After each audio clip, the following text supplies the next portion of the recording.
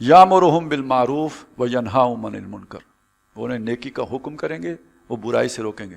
یہ بات میں نے کیوں کہی یہ اتنی تفصیل سے؟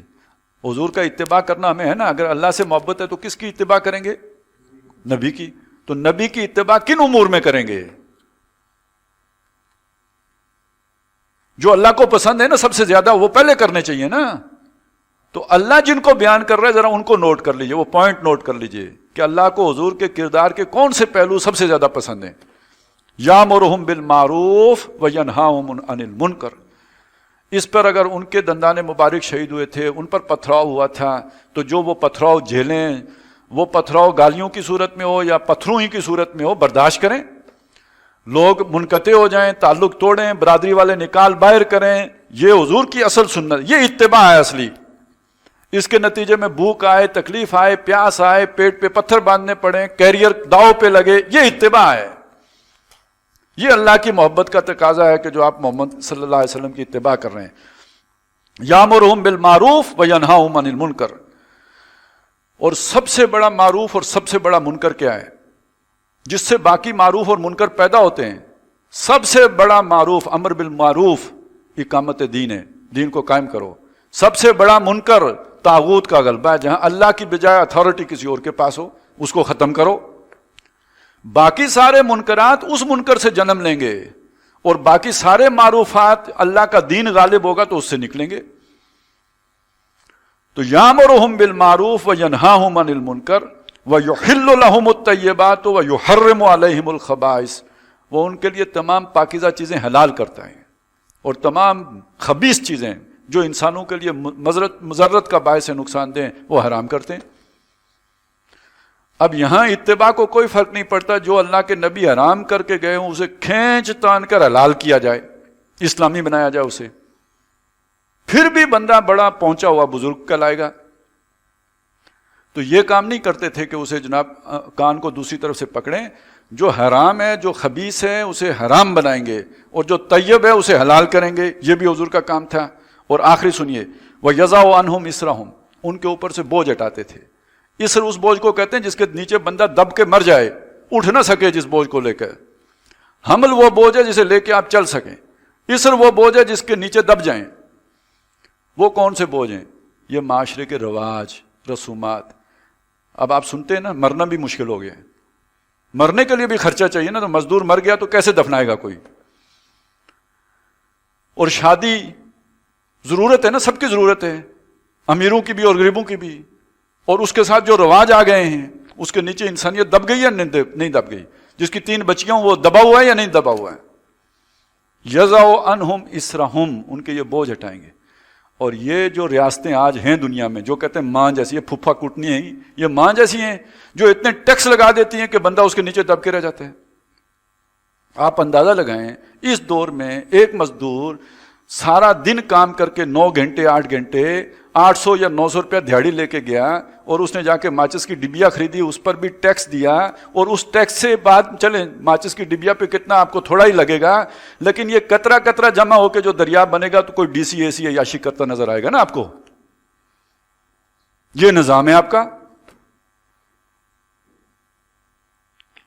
تو باقی جن کا نام نہیں لیا جا سکتا وہ تو آپ خود سمجھ لیں، جس کا لیا جا سکتا وہ میں نے لے لیا۔ لیکن یہ سوچیں کہ ان کے پاس یہ دولت آتی کہاں سے ہے؟ یہ ان غریبوں کا خون نچوڑ کے آتی ہے۔ تو یہ بوجھ ہٹائے ہیں لوگوں کے اوپر سے محمد الرسول اللہ نے صلی اللہ علیہ وسلم، اور یہ اللہ کو یہ بات بہت پسند ہے۔ 3 ہی تو کریکٹرسٹکس ہیں جو بیان کیے ہیں، امر بالمعروف نہی عن المنکر، یحرم لهم الطیبات ویحرم علیہم الخبائث، یضع عنہم اسرہم والاغلال التي كانت علیہم، وہ توق جو ان کی گردنوں میں، وہ پیروں کی صورت میں ہوں، سیاستدانوں لیڈروں کی صورت میں ہوں، وہ کوئی اور جکڑ بندیوں کی صورت میں ہوں، یا یہ کہ جو ان کو شیطان نے مزین کر کے کیریئر کے نام پر جو پھندے ان میں پھنسا لیا ہو، یہ سارے توڑ کے محمد رسول اللہ نے نو انسانی کو آزاد کیا ہے۔ یہ سب سے بڑی خدمت ہے اللہ کی نگاہ میں محمد رسول اللہ کی۔ تو اتباع کا مطلب یہ ہے کہ پھر یہ کیجئے۔ تو فالذین آمنوا بہ، تو جو اس رسول نبی امی پر ایمان لائیں گے، وعزروہ، اور ان کی توقیر کریں گے، ان کی تعظیم کریں گے، ان کا ادب و احترام ملحوظ رکھیں گے. وَنَصَرُوهُ، یہ کام اکیلا نہیں ہو سکتا. آپ وہ بوجھ ہٹا دیں، آپ لوگوں کے توق کھول دیں، آپ جو حرام کو ختم کر دیں اور حلال کو جاری کر دیں، اس کے لیے نصرت چاہیے.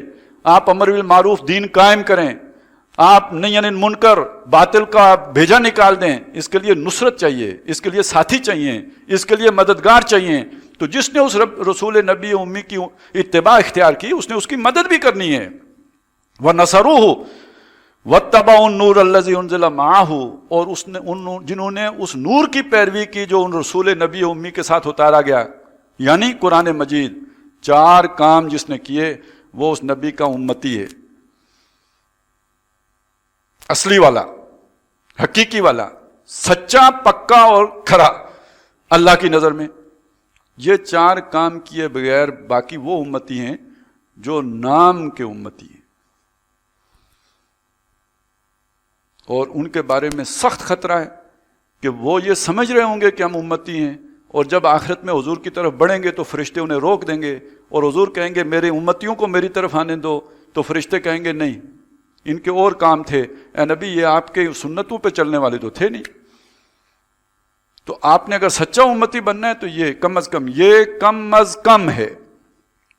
یہ پورا کرنے کے بعد پھر سائز آئے گا داڑھی کا، پھر مسئلہ اٹھے گا آپ نے کالر رکھا ہے یا نہیں رکھا، آستینوں کون سی رکھی ہیں، اور یہ کہ آپ نے پانچے کہاں پہ رکھے ہیں، اور آپ سرما ڈالتے ہیں یا نہیں ڈالتے ہیں، اور آپ امامہ باندھتے ہیں یا نہیں باندھتے ہیں. یہ بالکل ایسی بات ہے، یہ بلڈنگ آپ نے کھڑی کی ہے تو ٹائلوں کا مسئلہ، رنگ کا مسئلہ، فنیشنگ کا مسئلہ اسٹرکچر کھڑا کرنے کے بعد آئے گا. اسٹرکچر یہ ہے، یہ کھڑا کیے بغیر آپ ٹرکوں کے ٹرک ٹائلیں لے آئیں، تہجد جمع کر لیں، یہ اسٹرکچر ہی نہیں ہے تو لگائیں گے کہاں؟ یہ زیب و آرائش کا سامان کدھر لگے گا؟ تو فالذین آمنوا بہ وعزروہ ونصروہ واتبعوا النور الذی انزل معہ اولئک هم المفلحون، وہ بامراد ہوں گے. ہر نعرہ مارنے والا عاشق نہیں بن جائے گا، وہ اس کا دعویٰ ہے کہ میں عاشق ہوں. اس عاشقی کے کچھ تقاضے ہیں، جو جس نے یہ پورے کیے، یہ آداب بجا لائے، وہ سچا عاشق ہے، وہ سچا امتی ہے، وہ حقیقی امتی ہے.